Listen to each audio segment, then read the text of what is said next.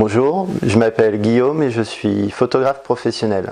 Je suis dans le milieu artistique depuis l'âge de 6 ou 7 ans où j'ai commencé une carrière de danseur professionnel. Vers l'âge de 18 ans, j'ai arrêté cette carrière pour me lancer dans la réalisation tout en restant dans le milieu artistique et très proche des milieux de la danse. Ensuite, je suis passé en tant que monteur et truquiste vidéo où j'ai pu travailler sur des chaînes de télévision internationales et aussi en tant qu'assistant réalisateur sur des tournages pour des séries françaises, sur des longs métrages internationaux.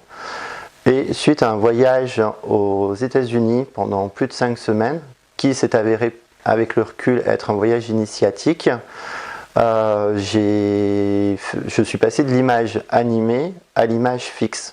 C'est à la suite de ce voyage, en rentrant, que j'ai pu montrer mes photos à diverses personnes de mon entourage qui m'ont dit qu'ils les trouvaient très très belles et que je devais en faire quelque chose. Et c'est comme ça, petit à petit, que j'ai migré de la vidéo à la photo, qui est mon activité principale maintenant.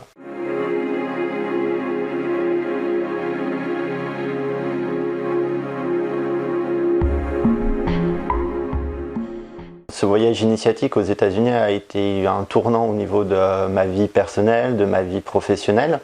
Ça s'est déclenché sur un coup de tête. À 2 h du matin, en rentrant d'une soirée, je me suis décidé à prendre des billets d'avion pour les États-Unis que j'avais toujours rêvé de visiter.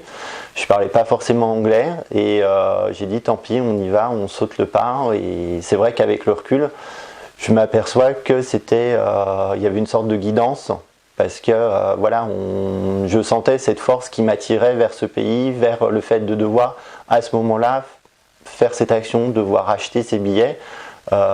C'était complètement un coup de tête. Je ne suis pas forcément à faire des choses de façon impulsive. Sur un coup de tête, je suis quand même plutôt très très réfléchi, ou je l'étais beaucoup. Et voilà, donc c'est vrai qu'avec le recul, ce voyage, je le considère comme un voyage initiatique parce que ça m'a permis d'apprendre à me connaître moi-même. Parce que quand on part dans un pays étranger, qu'on ne parle pas forcément la langue, qu'on part tout seul et qu'on n'a pas forcément de trajet prédéfini, je partais vraiment en me disant je verrai au fur et à mesure des rencontres, des envies. Si j'ai envie de rester à un endroit où je me sens très bien, je vais y rester. Par exemple, je suis arrivé sur San Francisco, après j'ai loué une voiture, je suis descendu sur Los Angeles où je devais m'arrêter. En arrivant sur Los Angeles, quand j'ai vu la circulation, tout ce que c'était le bordel, je me sentais oppressé, je ne peux pas m'arrêter. J'ai été obligé de continuer et de retrouver la nature en partant sur le Grand Canyon avec des grands espaces, des choses comme ça. Et j'ai gardé cette étape-là pour la fin de mon voyage où je me sentais peut-être un peu mieux sur place. Donc mais par contre quand je suis rentré, je me suis dit je repars plus jamais parce que c'est quand même les voyages initiatiques, c'est quand même assez éprouvant psychologiquement, physiquement aussi. Donc je suis rentré, j'ai fait je repars plus jamais en voyage, je repars plus jamais seul. Et finalement 2 ans après, je rachetais le billet et je partais de l'autre côté du globe sur l'Australie où cette fois j'avais appris de mes erreurs en partant pas tout seul.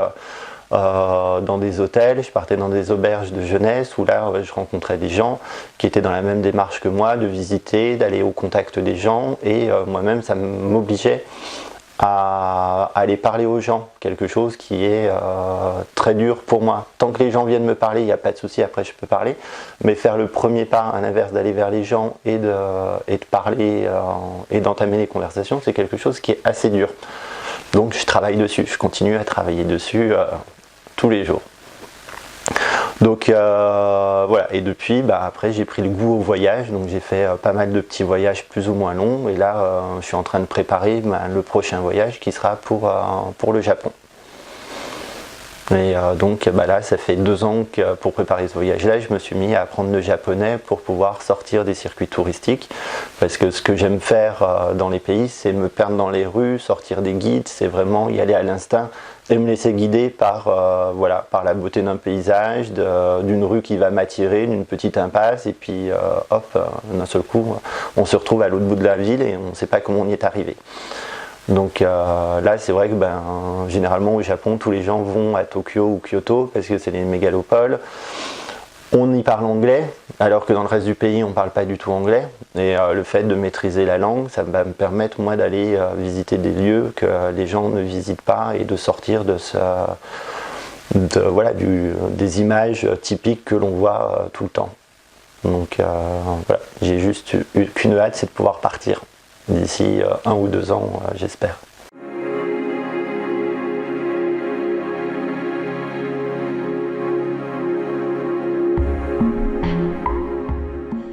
Non, après je me laisse vivre. Après, au niveau des projets, quand je pars en voyage, bon, pour les gens c'est des vacances parce que je pars à l'étranger, mais bon, pour moi c'est quand même du travail parce que j'y vais pour faire des photos. Je m'impose rien. En fait, j'y vais, c'est presque des vacances. Je voyage, je me balade, mais j'y vais pas forcément avec un but précis en me disant il faut que je vais faire que des photos de temples, donc je vais faire tous les temples. Je me renseigne beaucoup en amont. J'aime bien, pour les pays que je connais pas du tout, laisser vraiment la découverte. Je pars vraiment sans faire de grandes recherches avant. Il y a des gens qui vont planifier leur voyage en disant je vais aller à tel endroit, je vais voir telle chose, ainsi de suite. Moi c'est limite, j'arrive, je book mes premières nuits d'hôtel pour savoir que j'arrive, je sais où dormir. Et après je me laisse porter par l'aventure complètement. Et puis par la discussion avec les locaux qui connaissent très bien leur ville, ainsi de suite, et qui des fois nous orientent vers des lieux qui ne sont pas touristiques, qui sont en dehors des bouquins et qui sont absolument fantastiques.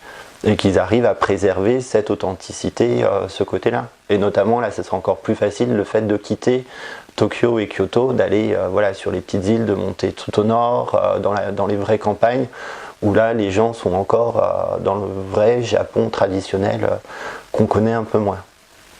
Et moins dans la mégalopole avec les grands buildings, les millions de personnes dans les rues, à ce niveau-là. Donc c'est vrai que moi c'est plus ce qui m'attire. Et après ça va être, voilà, on va se balader, je vais tomber sur un arbuste en fleurs, je vais trouver des fleurs magnifiques, je vais faire une photo de fleurs, mais je me serais pas dit, tiens, il faut revenir avec des photos de fleurs, il faut revenir avec des photos d'animaux, de l'architecture. C'est vraiment ce qu'on va me donner, tout ce qu'on va me guider. Voilà, maintenant, je le considère comme ça. Voilà, c'est les guides aussi de temps en temps qui vont m'amener à certains endroits pour que je puisse photographier en me disant, tiens, ça peut être intéressant, ainsi de suite. Donc c'est vraiment, je laisse mon instinct prendre le dessus sur sur la technicité, on va dire, voilà. Et c'est pas de dire je regarde Google Earth pour voir les plans des rues, me dire tiens, là ça va être joli, tiens, ils ont fait une belle photo de tel endroit dans le guide touristique, donc il faut que j'y aille parce qu'on va faire une belle photo, voilà. Je m'éloigne généralement de ça pour arriver à avoir quelque chose de plus authentique et de plus personnel aussi.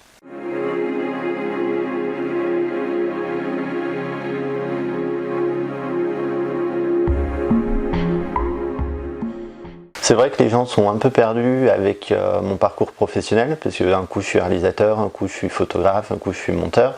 Mais c'est un petit côté touche à tout que je revendique, parce que j'adore apprendre de nouvelles choses. Dès que je découvre quelque chose, j'ai envie de connaître un petit peu, savoir comment ça marche, pouvoir me débrouiller tout seul. Et aussi c'est par rapport aux rencontres que je fais. D'un seul coup, des fois on me propose des projets où je maîtrise pas tout, mais ça me permet d'apprendre des choses avec des gens qui connaissent d'autres techniques, et c'est comme ça que j'en suis même venu à me former aux soins énergétiques et à la méthode du Lao Chi. C'est en rencontrant Ascension TV, en travaillant avec vous sur les conférences en tant que photographe. J'ai écouté ce qui se disait, ça commençait à m'intéresser, ça faisait résonance avec des choses que j'aimais, qui me passionnaient aussi, mais sur lesquelles j'avais pas encore eu l'occasion d'avoir des connaissances, parce que je n'avais pas forcément les personnes aux ressources autour de moi ou cet environnement-là. Et avec Ascension TV, j'ai eu le jackpot. J'ai trouvé des gens qui étaient dans ce milieu-là, qui étaient intéressants, qui pouvaient m'apporter beaucoup aussi. Donc à un moment donné, j'ai décidé de franchir le cap aussi et de pas faire simplement des soins que j'ai fait pendant quelques temps pour tester la méthode, voir si je ressentais quelque chose. Et voilà. Et puis quand j'ai vu que ça fonctionnait sur moi et que ça m'avait beaucoup apporté, je me suis dit pourquoi pas se former aussi un petit peu à ça. et de pouvoir aussi à mon tour faire quelques soins pour apporter du bien-être autour de moi, aux gens qui le désiraient à ce niveau-là. Donc c'est vrai que ce petit côté touche à tout, ça m'a porté préjudice quelquefois parce que les gens n'ont pas forcément pensé à moi sur certains projets que j'aurais pu faire parce qu'ils me connaissaient en tant que réalisateur, ils cherchaient un monteur et vice versa. Mais bon, ça me dérange pas parce que je me dis voilà, si c'était pas ce projet-là, c'est que ça devait pas se faire et que c'était pas à moi de le faire à ce moment-là. Donc voilà, le Lao-Chi m'a apporté une grande zénitude et pas de la remise en question, c'est de prendre du recul sur tout ce qui se passait, sur toutes les situations, en se disant tant pis si c'est pas ça, s'il y aura autre chose qui va arriver. Et ça m'a fait beaucoup de bien professionnellement parlant, parce que d'un seul coup, depuis que je me suis formé au Lao-Chi, finalement tout se passe sans problème. Après, il y a des moments donnés où j'ai qu'à faire des demandes et mes demandes sont exaucées. Les guides sont là pour m'écouter, pour me guider quand j'ai des interrogations sur des choses, s'il faut que je fasse des projets ou que je fasse pas. Il n'y a qu'une fois au tout début où j'aurais dû les écouter et que je ne l'ai pas fait. Et je m'en suis mordu les doigts après. Mais bon, après voilà, c'est de l'expérience et c'est ça qui nous fait aussi progresser, augmenter. Je sais que la prochaine fois, je les écouterai parce que voilà, je ferai plus facilement confiance à mon instinct et à ce qu'ils me disent, plutôt que de me dire non, tu t'es engagé sur un projet, donc tu vas jusqu'au bout, même si tu le sens pas. Donc voilà, on apprend tous les jours et on continue d'apprendre tout le temps, et je sais que j'apprendrai encore plein de trucs parce qu'il y a plein de trucs à savoir dans différents métiers, dans différents domaines, et c'est ce qui me nourrit aussi professionnellement parlant, ce qui me permet de faire de nouvelles photos, d'avoir un nouveau regard aussi sur les photos que je fais, de pouvoir évoluer à ce niveau-là et de ne pas rester cloisonné dans quelque chose que voilà, je sais faire, et de dire voilà, je sais faire, je vais pas voir ailleurs parce que je sais faire que ça. Voilà, c'est de dire tiens, il y a des photos, il y a ce type de photos là qui m'intéresse, qu'est-ce qu'il faut comme matériel, il faut faire des essais, il faut faire des tests. On me propose un nouveau projet là en tant que scénographe pour un défilé de mode. J'ai toutes les compétences pour le faire, mais qui ne sont pas dans ce domaine-là. Mais voilà, j'ai travaillé sur des événements, sur des grands événements, des conférences, j'ai fait des captations de spectacles, j'ai été danseur, donc à être sur scène, chorégraphier des choses. Voilà, donc en remettant toutes ces compétences-là, en fait, j'ai les capacités de faire ce boulot-là, même si ça sera la première fois que j'aurai ce poste-là. Mais en fait, en regroupant toutes les expériences que j'ai eues, je suis aussi qualifié qu'un autre pour le faire. Donc voilà, on s'éclate sur les nouveaux projets.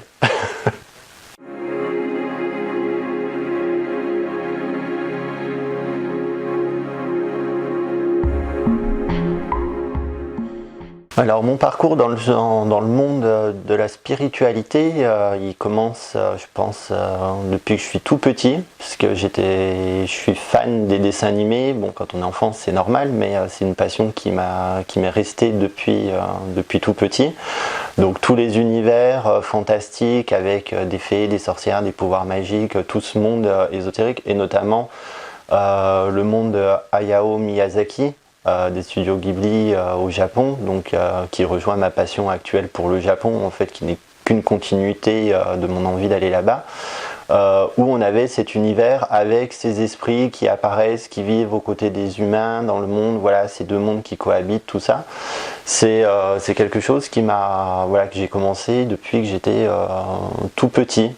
Et j'ai essayé, que j'ai dû mettre de côté pendant un certain temps, du fait des études, du côté plus terre à terre de la vie, où il faut un boulot, de l'argent, payer ses factures.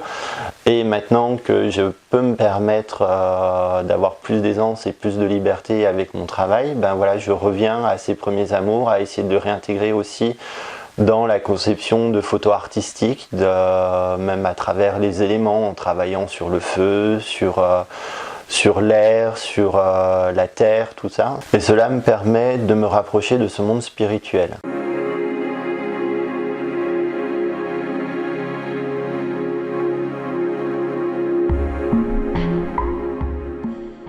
Alors, mes sources d'inspiration, c'est toujours la question que je redoute. Parce que quand on demande aux gens les sources d'inspiration, on va demander à un chanteur ses sources d'inspiration, il va dire j'adore tel chanteur, j'ai été bercé pendant mon enfance par du Brel, du Brassens, et ils ont ces sources-là. Moi, en tant que photographe, je vais pas avoir de photographe vraiment où je suis fan de tout le travail, où je me dis voilà, je pars à 100% dans leur voix. Je vais chercher mes sources d'inspiration, c'est comme mon côté touche à tout en fait dans tous les autres domaines autres que la photo.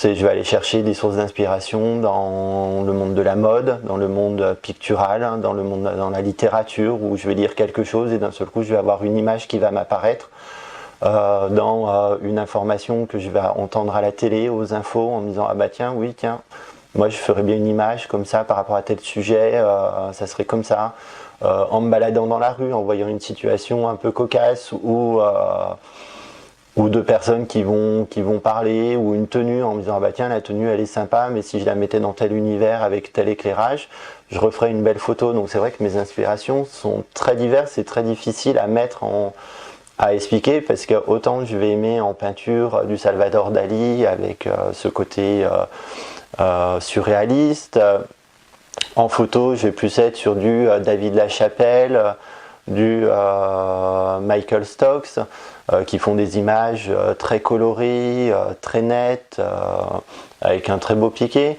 Autant j'adorais les pubs Benetton de l'époque qui étaient très provoques aussi. Donc voilà, c'est des univers qui sont totalement différents, des techniques qui sont totalement différentes.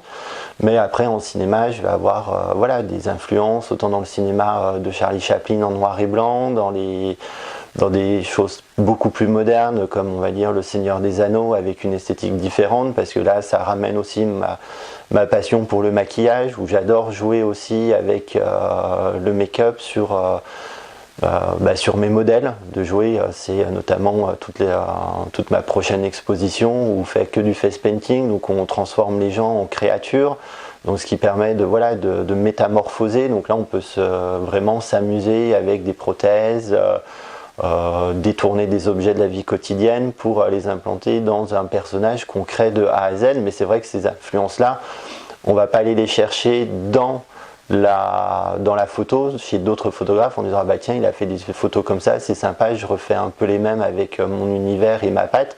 C'est vraiment de dire ah bah voilà, on va chercher dans tous les autres univers pour ramener ça et en faire une photo, une belle photo artistique. Et c'est la même chose pour les films. Dans les films, dans les courts-clips que j'ai pu réaliser, les courts-métrages, c'est pareil, je vais chercher dans des univers à ce moment-là, même une ambiance sur une photo que j'ai pu voir en me disant ah bah tiens l'ambiance elle est super, on pourrait la décliner sur toute une séquence de film.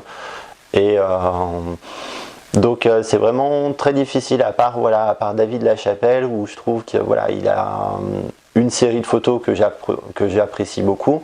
Il y a toute une partie de son travail où je suis beaucoup moins fan et je me reconnais pas dedans. Voilà, quand il fait toute sa série sur les armes et la société américaine moyenne, voilà, c'est pas des photos que moi je me vois faire. Voilà, il y a des photographes qui sont très bien pour faire du photoréalisme, mais je sais que voilà, moi c'est pas du tout mon univers. Moi j'aime ce côté, comme dans le côté spirituel, c'est retrouver ce côté un peu magique, féerique on a quelque chose de pas réaliste, voilà, on crée quelque chose, on a un petit côté tiens, on le voit pas tous les jours, d'où est-ce que ça vient, comment ils ont fait aussi cette technique là, comment à ce niveau là. Donc voilà, mes inspirations elles sont très diverses et variées et elles peuvent arriver à tout moment, même lors d'une discussion avec quelqu'un. On va discuter d'un sujet et puis d'un seul coup il y a un mot qui va faire résonance en moi et qui va me dire ah bah tiens, ça va me donner l'idée de faire une nouvelle série de photos.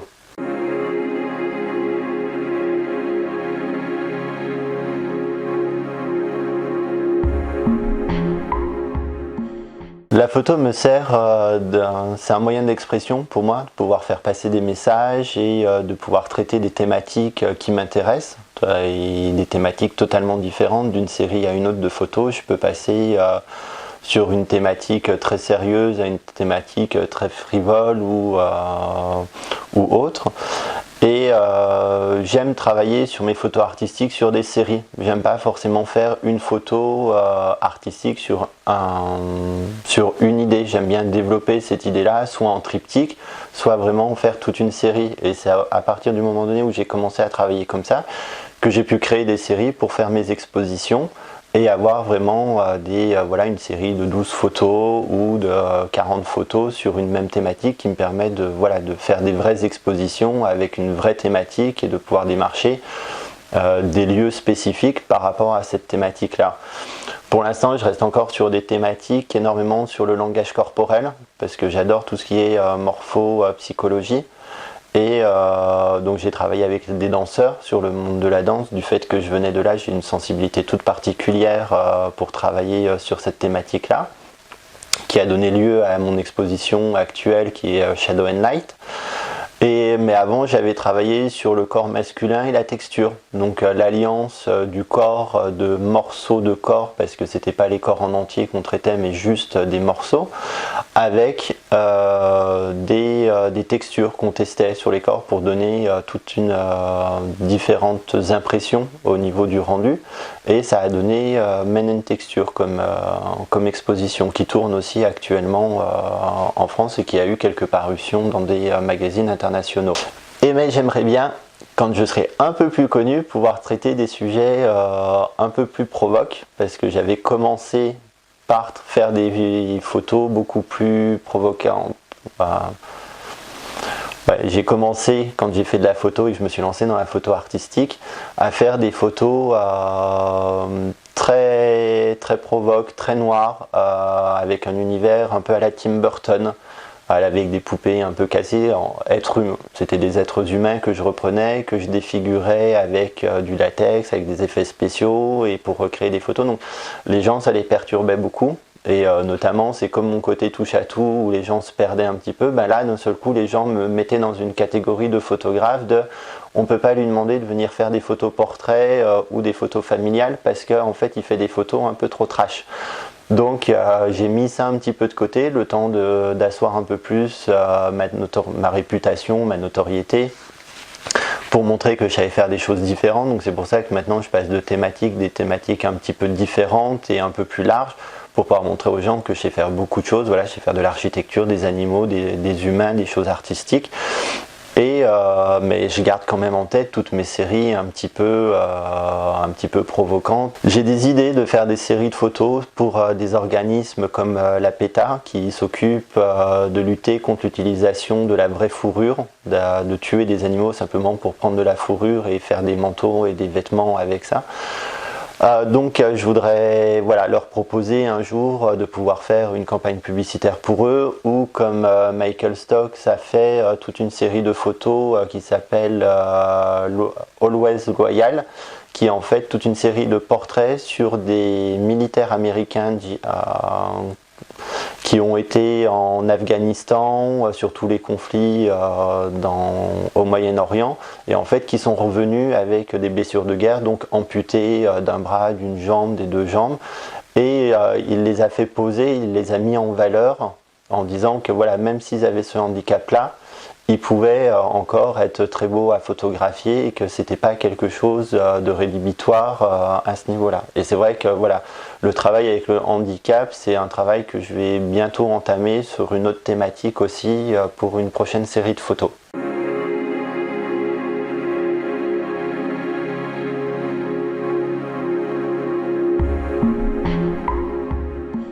Alors en ce qui concerne la façon dont je travaille au niveau photographique, c'est un peu compliqué. N'ayant fait aucune école de photo, en fait j'ai adapté au fur et à mesure toutes les techniques que j'avais apprises en cinéma au niveau photo. Donc c'est vrai que je travaille pas forcément avec des lumières flash, je travaille plus en lumière continue et j'ai beaucoup à faire à du système D en fait.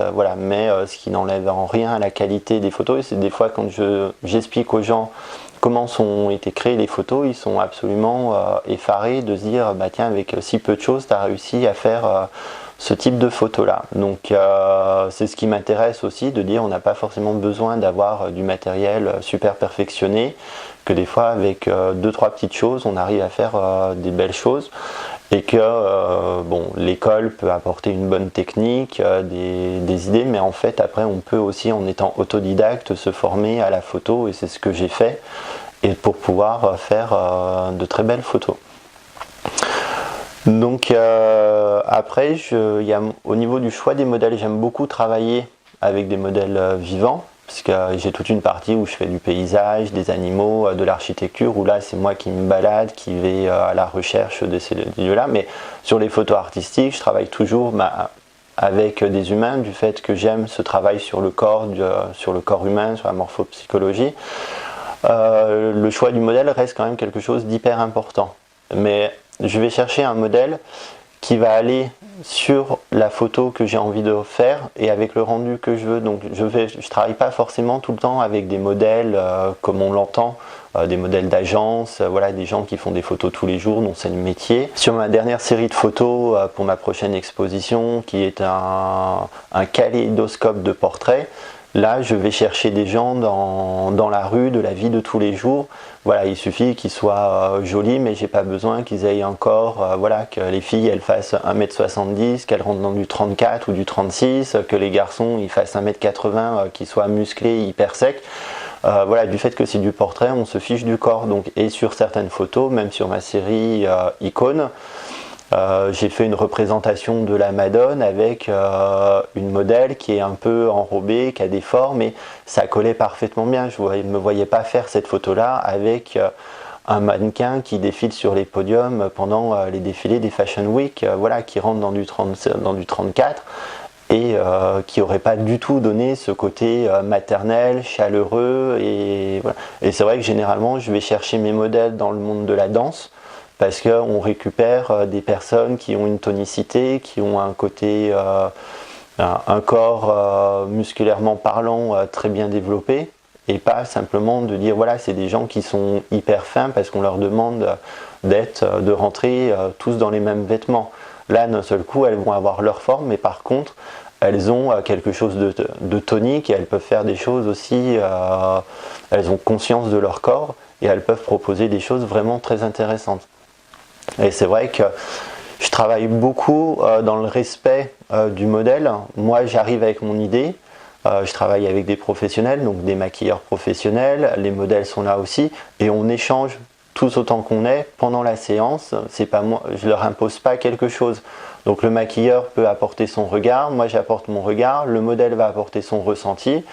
On va échanger pour arriver à la photo finale et dont tout le monde va être content, et pas dire voilà, moi j'ai pensé à faire telle photo, on fait telle photo, si vous n'êtes pas content, c'est pas grave.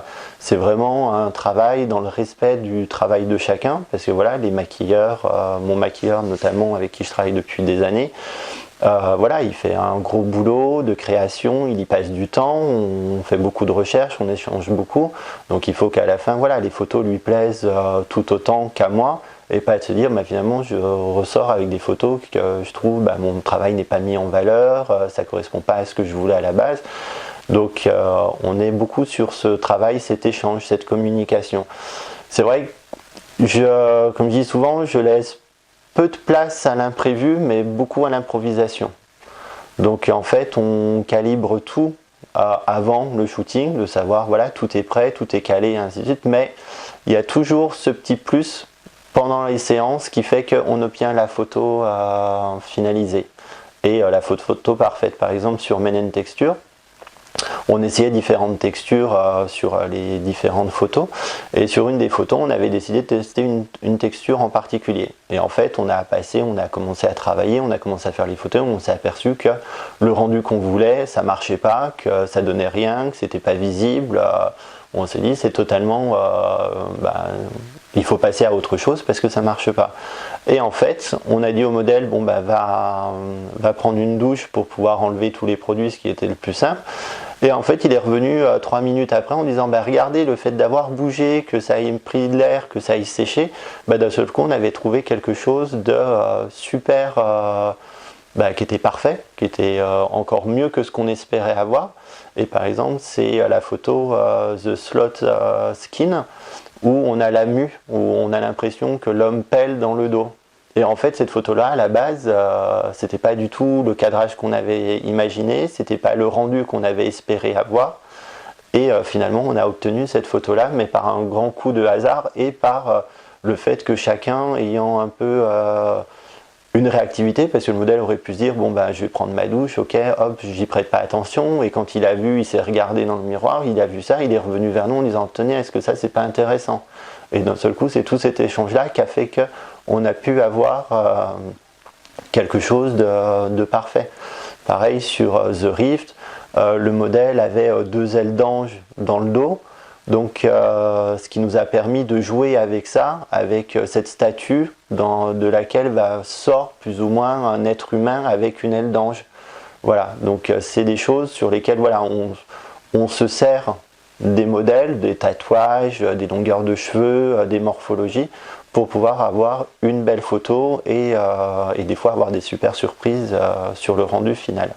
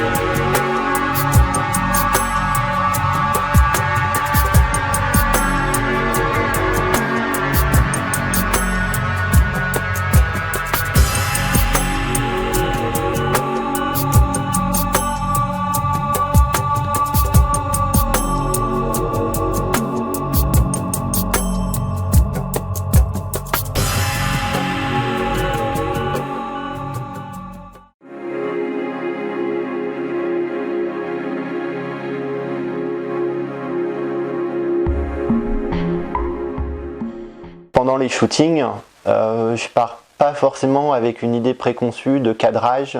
Il y a beaucoup de photographes qui vont arriver en studio en disant je veux tel type de cadrage, je veux tel plan, tel axe, telle lumière, comme ça.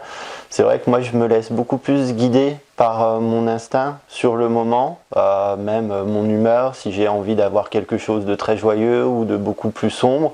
Par rapport voilà, à mon humeur du moment, par rapport au maquillage, par rapport à la personne que je vais avoir en face de moi. Sur Shadow and Light par exemple, sur mon exposition danse, je mettais de la musique, on mettait de la musique, les danseurs improvisaient des mouvements, je leur disais voilà, ben, en ce moment tu me fais des tours, tu descends au sol, tu fais des sauts, on fait des pas. Et moi je shootais sans savoir exactement ce que j'allais avoir au final, mais je me laissais avoir cette sensibilité, ce petit côté d'un seul coup, on crée une sorte de duo. Je l'ai vraiment ressenti comme ça pendant ces phases de travail avec, en tout cas sur Shadow and Light, de recréer un duo de danse entre comment évoluer le danseur, moi évoluer autour du danseur pour amener à voir les angles que je pouvais avoir, qui pouvaient être intéressants, mais sans jamais imposer quelque chose. Donc on était vraiment dans un échange de voilà, on peut faire des choses comme ça, on peut faire des sauts, voilà, donc après j'imposais pas et je travaille pas sur le côté de dire ah c'est sympa ça, j'ai pas eu ma photo donc on va recommencer le saut, ainsi de suite, jusqu'à ce que je puisse avoir ma photo. C'était que ça soit en artistique ou sur des photos d'architecture ou des choses comme ça, je reste pas, je cherche pas à dire je vais planter mon pied de caméra, mon appareil photo dessus et je vais attendre d'avoir le bon éclairage, la bonne lumière, la petite étoile, le petit écureuil qui passe à tel endroit en même temps. Je suis là, je fais ma photo, soit elle est bonne, soit elle est pas bonne, mais en tout cas je reste pas 3 heures dessus. Et avec les modèles c'est pareil, c'est de temps en temps. Surtout quand on les fait bouger, je fais voilà, on teste des choses. Après, si sur un saut, j'ai pas le saut parce que finalement j'ai appuyé sur le bouton trop tôt ou trop tard, j'ai pas chopé cet instant qui était crucial. Je demande pas au modèle de le refaire parce que d'un seul coup c'est plus naturel. On n'est plus dans ce côté instinctif de ressenti, on est dans du côté de formater le modèle et de lui dire oui, vas-y, fais quelque chose que éventuellement ça va bien rendre, mais il faut qu'on se coordonne tous les deux pour pouvoir dire voilà, à tel moment donné tu vas sauter, il faut que je déclenche mon appareil photo à tel moment donné pour avoir ma photo parfaite. Donc voilà, moi j'étais plus sur le côté de se dire toujours cet échange de voilà, tu fais des sauts complètement différents à chaque fois et on le fait. Donc c'est vrai qu'il y a ce petit côté où je me laisse guider par mon instinct durant ces séances photo. Parce que voilà, je pars jamais avec un cadrage, ou si je peux partir avec une idée de cadrage qui généralement, à 90% du temps, n'est pas du tout celle que j'ai à la fin. Donc j'ai arrêté de me prendre la tête avec ça, à me dire il faut absolument cadrer, il faut absolument avoir mon image finalisée en tête. Je me laisse guider lors des shootings parce que je sais très bien que j'arriverai à faire la belle photo. Tout du moins à sortir 1, 2, 3, 4 belles photos, mais par contre voilà, des fois c'est des choses auxquelles j'ai même pas pensé en amont en me disant ah bah oui tiens si je faisais ça peut être sympa, mais d'un seul coup c'est en voyant la personne, la façon dont elle bouge aussi, dont elle évolue, dont elle va se tenir, de me dire ah bah tiens t'as l'habitude de faire comme ci, bah tiens on peut faire ça, parce que voilà, chaque personne a sa posture, à sa gestuelle, et c'est vrai que je me sers de ça pour mettre les modèles à l'aise et qu'ils soient décontractés plutôt que de leur imposer des poses que moi j'ai pu voir avant ou dans lesquelles moi je me sens à l'aise, en leur disant voilà mets-toi comme ça sera plus joli et ainsi de suite, mais en fait les gens ils sont hyper contractés, c'est pas naturel parce que pour eux c'est pas leur gestuelle, c'est pas leur position, et d'un seul coup quand on dit non mais voilà, quand tu es debout, comment tu te tiens quand tu es debout et que t'attends par exemple, t'attends le bus, et d'un seul coup les gens ils vont se décaler sur la jambe droite, sur la jambe gauche, ils vont avoir les deux jambes tendues, ils vont croiser les mains, ainsi de suite, et ça c'est leur gestuelle et c'est naturel, et je me base là-dessus, et j'ai appris à me servir et à pas accepter mais à optimiser cette chose-là, à pas vouloir changer les gens pour pouvoir leur faire rentrer dans les cases que je voudrais dans lesquelles ils rentrent, mais moi à m'adapter à eux pour pouvoir les englober dans mon projet sans les déformer, sans les formater.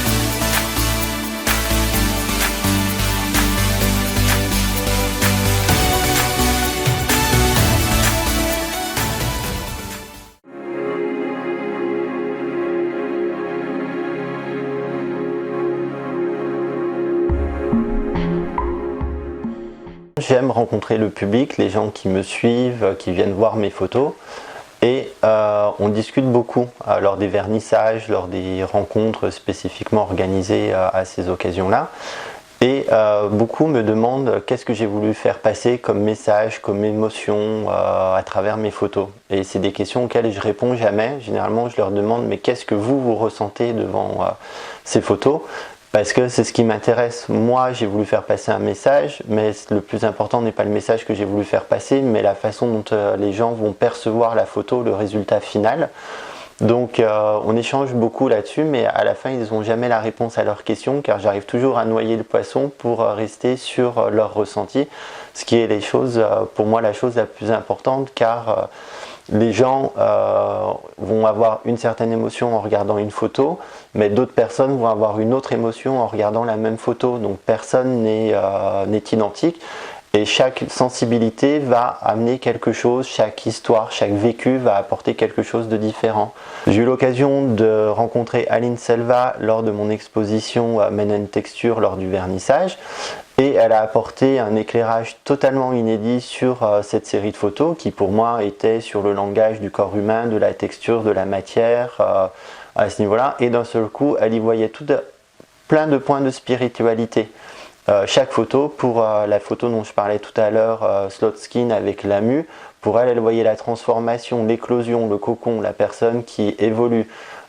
Sur le penseur, elle voyait voilà, la personne qui est en méditation. Sur une autre, elle voyait le côté d'introspection. Sur une autre photo, il y avait le côté beaucoup plus céleste avec les étoiles, le ciel et tout cet aura-là.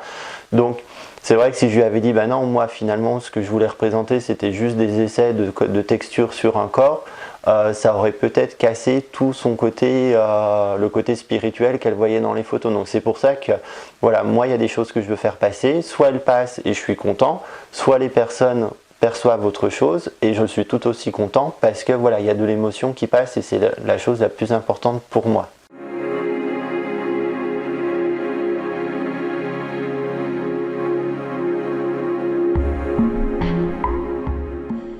Actuellement, j'ai une exposition Shadow and Light qui va être exposée au mois de septembre-octobre à Lunel, à côté de Montpellier, dans lequel vous pourrez découvrir toutes mes photos sur le thème de la danse. Voilà. Et il y a d'autres expositions qui vont arriver pour l'année 2020 et ainsi de suite. Donc je vous tiendrai informé de toutes ces informations-là dès que je les aurai. Donc si vous voulez rester informé de mon actualité ou voir un peu plus de mon travail, n'hésitez pas à vous rendre sur mon site internet guillaumedeperroy.com, à vous abonner à la newsletter aussi, comme ça vous recevrez toutes les informations en temps et en heure, ainsi que des promotions, ainsi que toutes les nouvelles photos qui sortiront à ce niveau-là. Je voudrais dire un grand merci à Didier Combet et Aline Selva de Ascension TV qui m'ont permis de réaliser cette interview et de pouvoir m'exprimer auprès de vous. Merci beaucoup.